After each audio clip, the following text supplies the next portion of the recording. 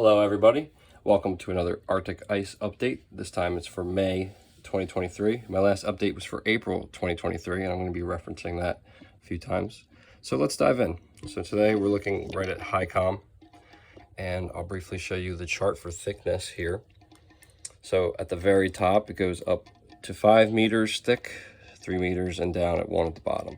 So you'll see most of the ice sheet, there's very little thick ice here.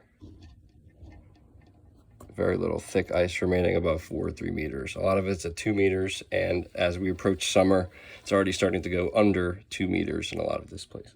So we're going to zoom in. And as always, I'll have the links posted in the description when I upload this video. I have a phone on the table, so it's not shaky, but I have to deal with maneuvering around my hand. So my last video, I started in this kind of corridor here around the Chukchi Sea. And you can see this kind of thin ice rapidly starting to fan out and melt away. And we're going to see, I think that's why we're going to see a lot more extent loss coming up soon. You can see similar phenomenon with the side of Siberia near the Korean Peninsula. A lot of this ice is disappearing.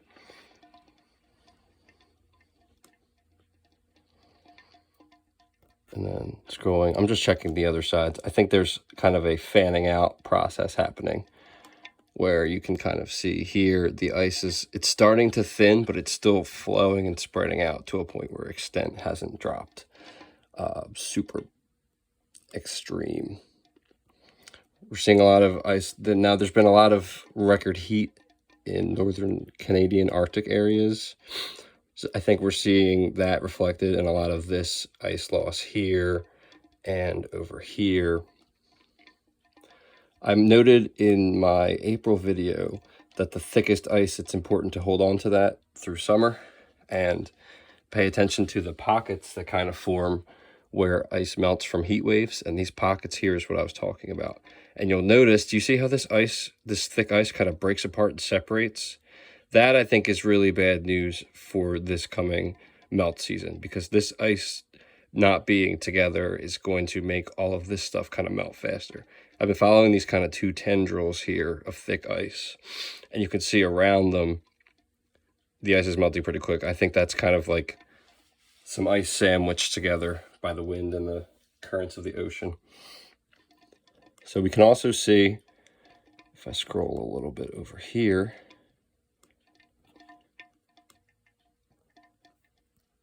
this area by Svalbard,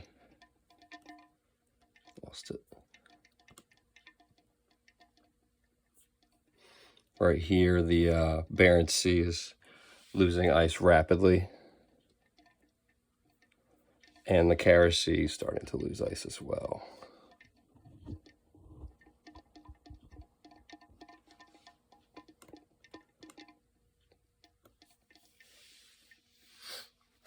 So in my last video, ice was 7th lowest extent, about 13.5 million kilometers squared. Currently, it's 13th lowest, which means there's a lot of years ahead at this point. You can see from here, this is the JAXA data. And it's at 12 million. So the U.S. Naval Postgraduate School projected that there would be 5 million square kilometers remaining of Arctic ice extent by October, if I had that correctly. So that means they're projecting only 7 million square kilometers of extent melts between now and October. Now, we've lost over 1 million from the beginning of April to now, mid-May. So I think it's safe to say we might go under that 5 million mark. And the record low, according to JAXA, for 2012 is somewhere around 3.1 or 3.2.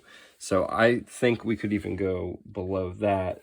And I say that because of this paper that came out.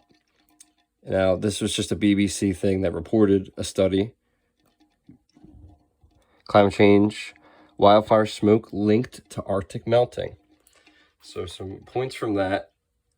There's a study published in the journal One Earth So some main takeaways: when, you know, cars, buses, giant ships burning massive, you know, hordes of bunker fuel, planes, all these things burn carbon dioxide, or great carbon dioxide, sorry, they form this kind of black soot on the ice. And this is a phenomenon reported by a number of people, including glaciologist Jason Box.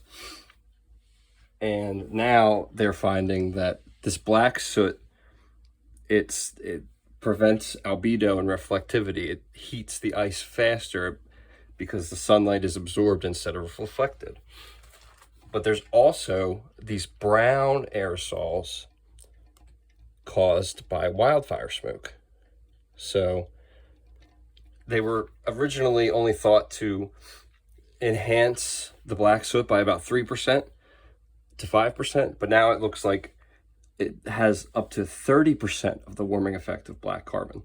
So not only is the Arctic and Greenland ice being covered with black soot from regular fossil fuel burning, but it's now also being covered by this brown carbon. It's called brown carbon aerosol. I don't know if that's really a fitting term, but that's the scientific term for it. So I think those kind of phenomenons, and really quick, I was looking at this website for Canadian wildfire smoke. So if any of this smoke, and we don't even have one for Siberia, so it could be worse on that side. But if this smoke starts drifting northward and fires start burning northward, we could have more of a melt of Arctic ice. And personally, I thought that wildfire smoke was better for the Arctic because it shielded the sunlight, but apparently it's making things worse. So thanks for checking in for this update. More to come soon. Be sure to like and subscribe and share this video if you found this information helpful or informative. Take care, everybody. We'll see you soon.